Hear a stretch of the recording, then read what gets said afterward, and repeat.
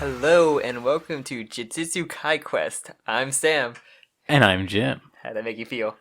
It felt very strange. Welcome to our Jujutsu Kaisen by episode discussions. They are becoming episode by episode. I didn't think this. I thought we might switch to like maybe 2 episodes, but I think maybe once you get to like those more actiony episodes, I guess, or like actual arcs where yeah. We're kind of still in like intro to school arc, I guess. We're definitely getting character interest. So we just watched episode 3 of Jujutsu Kaisen on our Jujutsu Kai quest, which is our quest to see if we will enjoy Jujutsu Kaisen or if we drop it. Will this be a 24-part quest? Who knows? Will it be fall into the void? Maybe. Maybe. Most likely. Will it be swallowed into the void with the others? With all the other fingers. Yes. So, yeah, episode 3, we have a new character introduction. Yes. I asked you, do you remember her name? I called her Woman of Steel. Yeah, because the episode was called Woman of Steel. Okay, give me the first letter. N.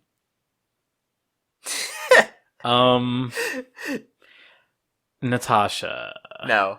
Not Natasha. She's from the countryside of Japan. You're like Natasha. What's her name? Nobara. Oh, never in a million billion years. Do you remember Sasuke? Sasuke. No. Megumi. Megumi, yeah, it's Megumi. And our main character? Taiji? No. Taijo? No. Taiju? No. What is it? Yuji. I knew it was 2 syllables. Sure. Wow, Jim. Alright, so we have Yuji. Mm-hmm. We have Steel Woman. Alright, whatever. I'm gonna... No more. We have Sasuke, we have Sakura, and we teacher? have Gojo. Gojo.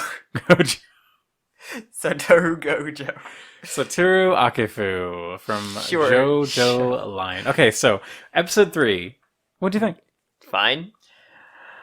It was fine. I think there were some elements of it that I liked a little bit more than the others, and there was some stuff that I liked less, especially episode 2, which I liked episode 2 better than 1. Yeah, as we get introduced to the new girl, the Sakura of the group, who is from the countryside and wants to go to the city, and I couldn't tell the thing they were really going for with her character, because like she was like, oh, why not pick me for my, like is she supposed to be like not attractive or something? Is there something unattractive about her that like I'm not getting?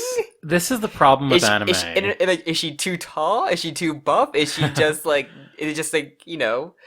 This is the problem with anime character design, where like clearly they've designed her to be a cute girl, but in universe, but like we are supposed to see that she is not a cute girl. But like you supposed to have that character maybe say something or allude to what's supposed to be wrong, in quotes, wrong with her. Because like I think it's just her. It's just her personality. Like I guess. To me, her personality is like the gimmick of her is like that she is abrasive, obnoxious, like. As you said, she is like an inferior version of Power from Chainsaw Man. Like I said, we have our inferior trio of Denji, Aki, and Power. Yeah, she is just kind of like a that's the thing. Like she's toned down a bit, but she's not. She ain't winning a Nobel Prize, Jim. She's not. She's no Nobel Prize winner. None of these people are gonna make me cry. True. I mean, she's not like terrible.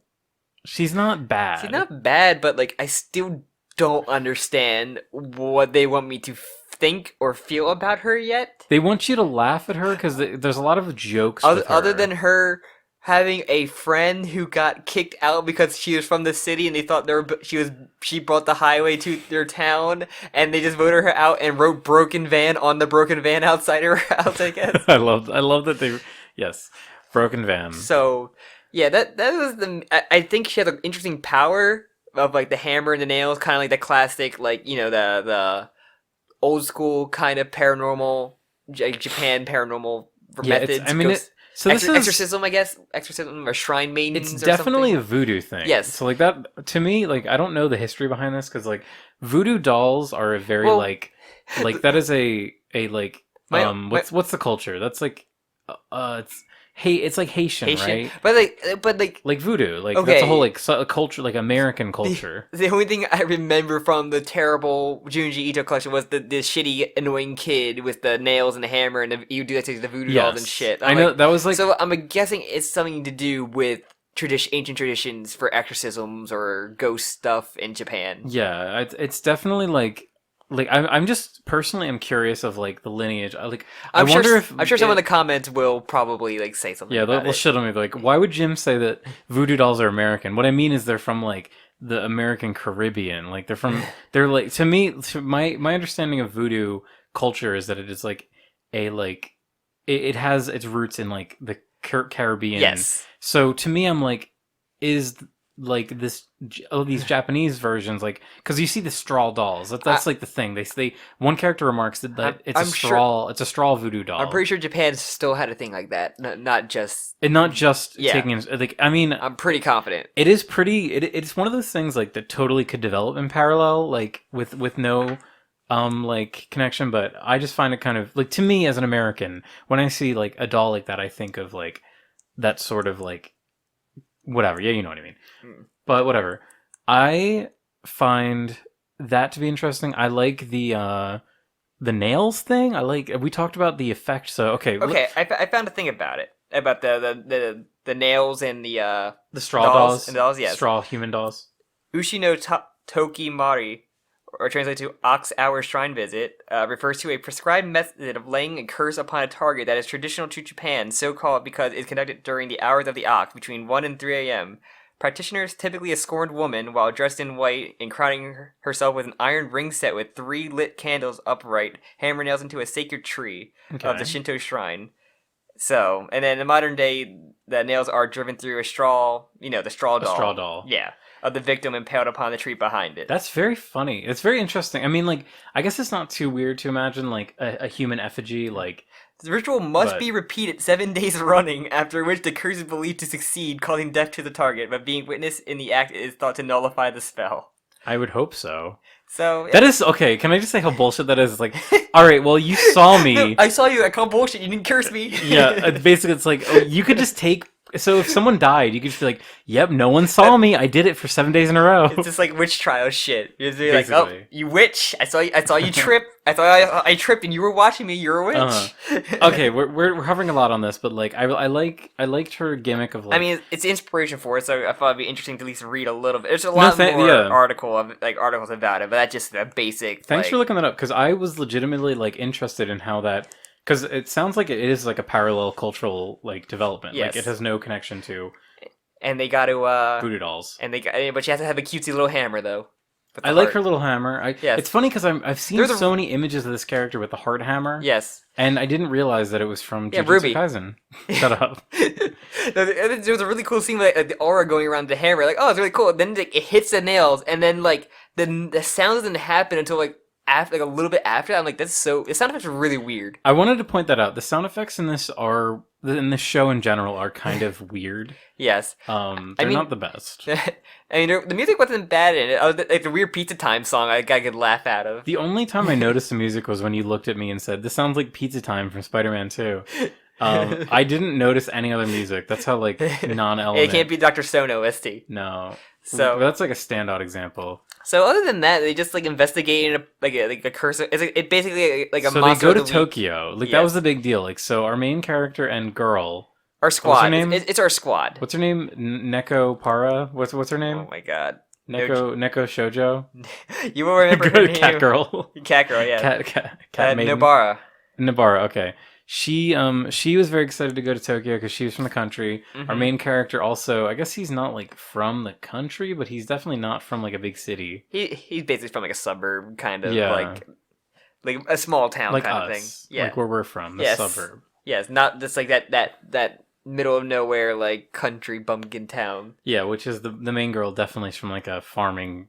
Like a farming village. But our main character doesn't know much about the city either, so... So yeah, they're very excited. They have this whole idea, like, yeah, I want to go here, I want to go to Yokohama, I want to go to Shibuya. All those locations that Japan probably ate up, like it's nothing. Yeah, and then so, of course, they get taken to, like, a really cursed fucking apartment complex, and then they beat up some demon curses. Yeah, our main character gets a cool looking knife, so he doesn't have to go demon mode. So he just instantly kills like everything he stabs. Yeah, Goyo warns him. He said, "Do not go ghost. Don't Danny Phantom, do not go ghost in here. You will kill everyone." He's like, not only oh, you'll kill the bad guy very easily, but you'll also kill you your put your friends in friend. danger. Yeah, which is another thing. I know last episode we talked about like there's a lot of like little like plot little drip drops they're putting in. Like this is another one of them. It's He's like going okay, to unleash it on the first major arc villain, and that's going. I'm just like that's going to happen, and it's gonna be like a big come moment too, because Yeah. it's like I've been storing up this demon power for so long. I've I've been waiting. no demon November for so long. He's like the mouth comes out of his hand like I am so close I can almost taste it, and it licks his face. But like, yeah, then they just like had some typical fights. The girl fights Ojama Yellow from Yu-Gi-Oh. If you don't know who that is, Google Ojama Yellow. It looks like that, but with a beard. Sure, I loved the way this guy looked. And then and there's a little kid. They have to save the kid, and then there's one scene I really liked was him busting through the wall behind Ojama Yellow, and he's like, "Oh wait, you weren't close. I couldn't grab you." Like, okay, that's really funny. Like against the trope of that. As like, I really I do like that a lot. It was a funny little bit. And then they beat up the monster, and then they leave and they say, "Hey, let's go get food," and then that's how it ends. After we get our backstory and more stuff like that. Yes. Very, very run-of-the-mill stuff. Yeah, I mean, it really is run-of-the-mill. Like, this is where we're starting to kind of settle into our, like, shonen, like, plot And then fights. then we get the one reveal at the end with the cursed womb opening above the prison, and then one of the three students dying when they go fight the cursed womb. Yeah, so they... I was like, that's just a saying, right? And then just a womb right there with the fetus. Yeah, so... This is, I mean... I was like, oh, this is that, you see a Darkstalker stage? No. There's a Darkstalker stage where it's just a giant fetus in the background of the stage. Disgusting. The fetus of, like, it's not a fetus. It's called, it's the a really fetus weird. of love. Hold on. So, I mean, with this, like... the show is trying to answer questions that I don't really have, like... I don't really care about how curses are created. Fetus of God, the level's called in Darkstalkers. What is it? The Fetus of God is a stage in Darkstalkers. The fetus of God. I don't really care how curses are created. Let me see. This is the background of a fighting game stage. Oh, I don't like it. And I mean, people were freaked out by that when he played this game. I would be freaked out too. So yeah, I don't really care how curses are created. Like, to me, that's not something like. Just like you feel like negative. You just say, "Oh, negative." I think they say like negative energy or. Yeah, they also know. So we get like a narration from what I'm assuming is going to be like some sort of villain, Or the print, or some from the school, maybe, I don't know. and they're like basically saying, "Hey, this is a evil like thing is happening. Evil fetus. Humans can see it." They said like it is so powerful that humans nearby can see it. Stand rules where like if the stand is powerful enough, it can be seen by people. That seems to be how the series is working with curses. Like every time, like, oh wow, wait, why can't he? Oh, because he was in danger. So if at any point a curse attacks you, it just becomes visible. Honestly, that's the other like plot drip line that I was talking about in like, episode 1. They say like you either, in order to see a curse, you need to either be in a special quote unquote special area, or be in like a near death situation. And like I guess the Glass Girl saw it because she was like in danger, or she had the curse object in hand. Maybe, I don't know. Who cares? It's unimportant. Who cares? It's literally unimportant. Who cares? We will see, I guess, where this goes. Yeah. Anything? Like any other points you really want to talk about in this episode? Then no, I mean I was very whelmed by this episode. There was some good animation still. Like I think this is where you start to see cracks form. If there's a series that is like gonna be like a longer running show or like a big whatever, like Mappa is doing like 5 anime this season. yeah, I don't know how they're fucking doing it, and the show looks pretty good lots still. and lots of crunch, basically, and drugs, I would assume. Oh wait, no, not in Japan. They're not allowed. Just lots of energy drinks. Yeah, that's the drug. That's drug crack. choice. That's a liquid crack.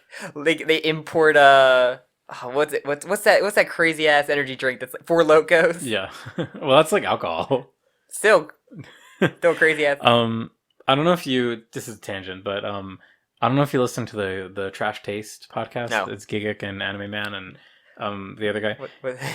They had Rip that guy. It's Connor Sea Dog, whatever. They had an animator on who's a guy that worked on JoJo and stuff, and they talked with him, and basically he would like say like, yeah, there's times where like I wouldn't go home. Like I would just sleep in the God. office, and it was just like, damn, dude. Like Depressing. it is a lifestyle, and it is not a well-paying job No. either. Like, so I mean, I can't imagine those poor people at Mappa. And so like that was something to talk about in this podcast, which I recommend. It was a pretty good podcast, but they say like. So yeah, these guys at Mappa are working their asses off on like 5 different anime, and then Twitter assholes go and send them death threats because they don't like that the Titans and Attack on Titan are CG now. And it's just like, really, like, could you imagine busting your balls so hard and then getting death threats? It's like pepper spraying someone at GameStop for the color of Sonic the Hedgehog's arms in Sonic Boom. Yeah. Whomst among us? Who would do that? Whomst among us? Who would do such a thing? But yeah, so going back to JJK. Yeah, other than that, like, I think because, like, I still don't, I don't get the girl 100% yet. Her power is cool, but I don't see it being super flashy in the long run unless she gets, cause she only had one pouch, assuming only for nails, so like I don't know how she can be incorporated into more fights other than just shooting nails at people. Yeah, all I can think of honestly is that interview that we mentioned last time where Tite Kubo, however his name is pronounced, was shitting on Jujutsu Kaisen's writer for having bad female characters, and all I can think of is like, she basically just feels like a male character. Yes. That was just turned into a girl in like the writing room at the last minute. Like, I got there was like, we need to have a girl in the main 3 cast. After that first episode, like, I got so worried that, oh man, she's gonna get groped this episode. One of these mannequins, I got so worried because I'm like, I know shonens, you can't resist. Yeah, it's bad. But yeah, so to me, she doesn't really like. She feels like they just took a They needed for Persona 4. What's his name? Who's the kid in Persona 4? Yusuke. She feels like a boy version of Yusuke, except it's like a Yosuke. Living in the country sure is boring. Yeah, she feels like a more like angry version of Yosuke and Kanji together. Yes. Yes. But whatever. I mean, we'll see more of her, I guess. Yeah. Also, okay, the other last important thing to mention, we get like a lot of backstory for her. Yes. And I did mention it earlier about like they spend a lot of time on it though. I was like, oh, did she get like killed by the crate? No, she got ran out of town. She sold her house. It seems like she's still alive. Yeah. And I'm wondering, like, I mean, she's got to come back then, I'm right? like, for a tragic backstory, is like, I thought like she'd be like dead. My friend got bullied by the town and moved away. Tron harassed her and she killed herself or something. I don't know, something like that maybe. But like, not just she just moved away. It's a really weird choice. It is a weird choice. And to me, it makes me think that they want to bring this character back. Yeah. Probably as a victim of a curse. She had a face, so. Yeah. And a design and a face, so she could. Also, notably, there's like a shift departure from like almost no mention of fingers in this episode. Yeah. Other than like, oh, you ate that? That's gross. Yeah, that was literally it. Also, she's the only character actually mentioned is blindfold. Goji's. Like, very true. Very true. Very true. And the only one mention. That's it. Never to be talked about again. Never. It's a normal man wearing a blindfold until he removes it to unlock his Sharingan or whatever. Yeah, both Sharingans, the Mangekyo Sharingans. I don't know what that means. Don't worry about it.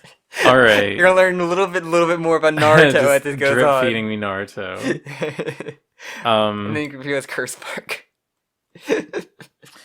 All right. Anything else you want to say about this episode of Jujutsu Kaisen? No. So yeah, how do you stand? So you still okay? How many fingers would you rate it? So I'd rate it like, I'll give it half of a finger, half of one demon finger up, because it wasn't as good as last time, but it wasn't one nail. Yeah, you give it one nail. One nail, okay. Out of how many? No, I'm gonna give it one friend who moved out of your small countryside town. One broken van. One broken van. I'm gonna give it one broken van. Okay. So yeah, this is like kind of the end of our like pilot period of this podcast. I'm not sure how these are airing. I was thinking of maybe stockpiling them and doing like one a day, like just like boom boom, because they're short. Yeah, I mean they will not be weekly. We're not gonna have a JoJo chapter this month, so. No, yeah. So I mean, well, I think we'll do something else, but so these are probably gonna come out like once a day until they're over. Okay. At least until whatever we've. All the ones that are recorded will come out. So we might get like, you might have heard these like 1, 2, 3. Alright. We'll see. Sounds pretty good. Alright, anything else? I think that's it. Just a quick plug then. Yeah, just plug it up. Alright, thank you all for listening. Like, comment, subscribe, all that fun stuff. Follow the podcast on Twitter or me and Jim separately. And of course, join the Discord And stay tuned for any other stuff, and maybe more Jujutsu, more JoJo, more etc. etc. Etc.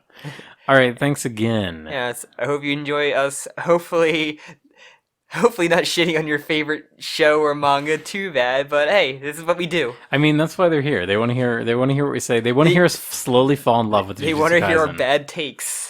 Our great takes. Yeah, and someone tell me what the like. You don't understand her complex character. Nope. Of her changing heights is actually incredibly part of the storyline. Yes. So, all right, and I think that's good, right? That's it. All right, All right. end it. Yeah. Eh? Goodbye.